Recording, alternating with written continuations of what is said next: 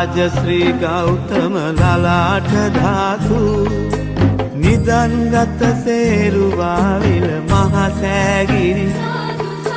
වන්දනා කරම් සම්බුද්ධ රාජශ්‍රී ගෞතම ලලාට ධාතු නිදන්ගත සේරුවාවිල මහසෑගිරි වන්දනා කරම්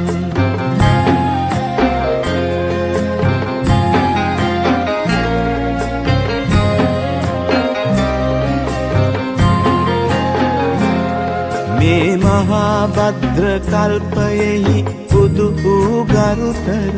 කකු සඳ කෝනාගම කාශ්‍යප ගෞතම මුනිවර